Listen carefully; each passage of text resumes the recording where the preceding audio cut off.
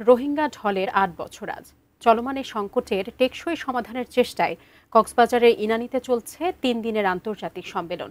দ্বিতীয় দিন আজ সকালে মূল আয়োজন উদ্বোধন করবেন প্রধান উপদেষ্টা ডক্টর মোহাম্মদ ইউনূস। সেখানকার পরিস্থিতি জানাতে সরাসরি যুক্ত হচ্ছেন সহকর্মী সাজেদা সুইটি। সাজেদা, আপনি তো আছেন সেখানে, কি অবস্থা জানাবেন? প্রধান উপদেষ্টা ঠিক কখন নাগাদ সেখানে পৌঁছবেন বা প্রস্তুতি সম্পর্কে সার্বিক আমাদেরকে জানাবেন। কক্সবাজারে রোহিঙ্গা সম্মেলন যেটি চলছে গতকাল থেকে শুরু হয়েছে ৩ দিন ব্যাপী এই যে আন্তর্জাতিক সম্মেলন, তার আজ দ্বিতীয় দিন এবং সকালে প্রধান উপদেষ্টা ডক্টর মোহাম্মদ ইউনূসের মূল আয়োজন উদ্বোধন করবেন। গতকাল 4টার দিকে এখানে রোহিঙ্গাদেরকে আমরা পেয়েছি। তারা 87 জন রোহিঙ্গা প্রতিনিধি ক্যাম্প থেকে, তাদেরকে বিভিন্ন ক্যাম্প থেকে নিয়ে আসা হয়েছে। তার মধ্যে 29 জনই ছিলেন নারী এবং ভেতরে যে আয়োজনটি ছিল, যে মত বিনিময়ের ব্যবস্থা করা হয়েছিল আন্তর্জাতিক যে অতিথিরা আমাদের এসেছিলেন তাদের সঙ্গে, যারা রোহিঙ্গা ক্যাম্প প্রবাসী, যারা রোহিঙ্গা তারা যেমন ছিলেন, প্রবাসী রোহিঙ্গারাও ছিলেন। তারা বারবার করে একটা কথাই বলছিলেন, তারা বাংলাদেশের নাগরিক না, সুতরাং বাংলাদেশে তারা থাকতেও চান না। তারা চান যে তাদের দেশের সম্মান এবং অধিকারের সাথে স্থায়ীভাবে নিরাপদে বসবাসের ব্যবস্থা এবং সেরকম অনুকূল পরিবেশ তৈরি করে। তার মানে হচ্ছে ভালো একটা প্রত্যাবাসনের অনুকূল পরিবেশ যেন তৈরি থাকে। সে কারণে আন্তর্জাতিক যে সম্প্রদায় আছে, আন্তর্জাতিক যে গোষ্ঠী আছে, তাদের কাছে তারা সাহায্য, সহযোগিতা এবং আন্তরিকতা আশা করছিলেন। সেই সঙ্গে ক্ষোভ জ্বালাচ্ছিলেন, অনেক অভিমানের কথা বলছিলেন যে একের পর এক বিভিন্ন সময় যেভাবে নির্যাতিত হয়ে তারা বাধ্য হয়েছে বাংলাদেশে আশ্রয় নেওয়ার, এই পরিস্থিতি আন্তর্জাতিক সম্প্রদায়ের চুপচাপ থাকার কারণে বা তাদের তেমন কোনো উদ্যোগ না নেওয়ার কারণে এমন হয়েছে বলে তারা অভিযোগ করছিলেন এবং এই ব্যাপারটিতে তাদের অভিমানের ব্যাপারটা, ক্ষোভের ব্যাপারটা জানাচ্ছিলেন। আজ এখানে প্রধান উপদেষ্টা থাকবেন এবং এর আগেও কিন্তু প্রধান উপদেষ্টা ডক্টর মোহাম্মদ ইউনূস রোহিঙ্গাদের সঙ্গে এর আগে তার এখানে আরেকবার দায়িত্ব নেওয়ার পরে কনভারসেশনের সুযোগ হয়েছিল।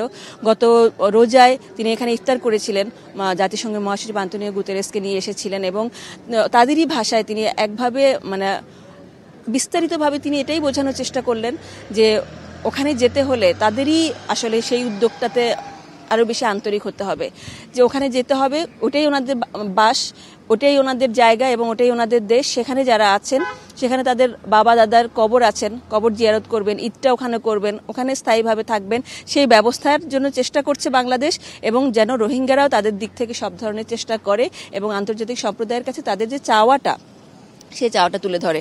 সেই চাওয়াটা তুলে ধরার ব্যবস্থাই এখন বাংলাদেশ করে দিল। বাংলাদেশ এই নিয়ে 3টা সম্মেলনের আয়োজন করছে, মানে তাদের যে চেষ্টাটুকু আছে, যেখানে 3 দিনের আন্তর্জাতিক সম্মেলন যেমন আছে, দুঃখিত, ঠিক সেরকম জাতিসংঘের 30 সেপ্টেম্বর আরেকটি সম্মেলন অনুষ্ঠিত হবে। সেখানে 170টি দেশের অংশগ্রহণ থাকবে। তারপর ডিসেম্বরের কাতারের দোহায় আরেকটি সম্মেলন হবে।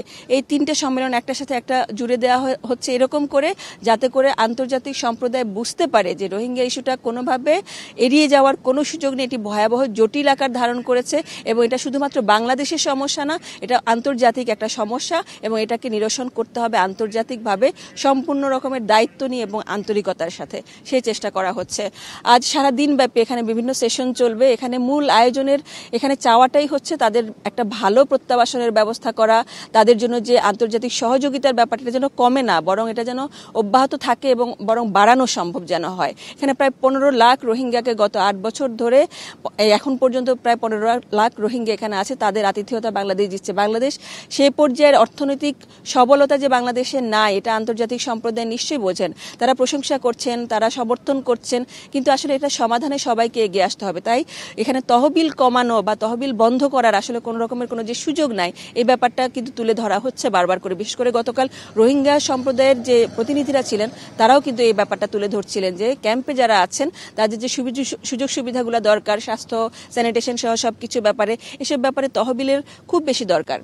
সেই সাথে এখানে এটাও দেওয়া হবে যে তাদের প্রতি যে জুলুমটা হয়েছে, তাদের প্রতি যে নির্যাতনটা হয়েছে, তার কিন্তু উপযুক্ত একটা বিচারের ব্যবস্থা সবসময় বাংলাদেশ চেয়ে এসেছে এবং আন্তর্জাতিকভাবে এর বিচার দাবি করে এসেছে, সেই উদ্যোগও নিয়েছে, সেই ব্যাপারেও সমাধান চেয়েছে। তার মানে হচ্ছে রোহিঙ্গাদের এখানে বাংলাদেশের একার জন্য নিজের লড়াইটা না, বাংলাদেশ চাচ্ছে যে এখানে রোহিঙ্গারা যারা নির্যাতিত হয়ে এসেছে তাদের জন্য একটা সুবন্দোবস্ত যেন হয়। শুধুমাত্র বাংলাদেশ এবং রোহিঙ্গা প্রসঙ্গ নয়, আন্তর্জাতিকভাবে এই ধরনের সমস্যাগুলো যেন কোনোভাবেই আর বাড়তে না পারে, তৈরি না হয় কিংবা প্রকট না হতে পারে। বিশেষ করে ওই পারে এখনো যারা রোহিঙ্গারা আছে, তারা এখানে আসার যারা অপেক্ষা আছে, এইখানে যেন আর কেউ না আসতে হয়, সেই পরিস্থিতিটা যেন সেখানে তৈরি থাকে, সেখানকার পরিবেশ পরিস্থিতি যেন নিরাপদ থাকে, এখান থেকে যারা যাবে তাদের জন্য যেন নিরাপদ পরিবেশ তৈরি হয়। এখানে এর আগে ডক্টর মোহাম্মদ ইউনূস এর আগেও প্রস্তাব দিয়েছিলেন যে জাতিসংঘের তত্ত্বাবধানে যেন রাখাইনে একটা ভালো ব্যবস্থা তাদের হয়, একটা জোন তৈরি হয়, নিরাপদ জোন, যেখানে তারা ভালোভাবে থাকবে, নিরাপদে থাকবে এবং এই যে রোহিঙ্গা সংকটের একটা স্থায়ী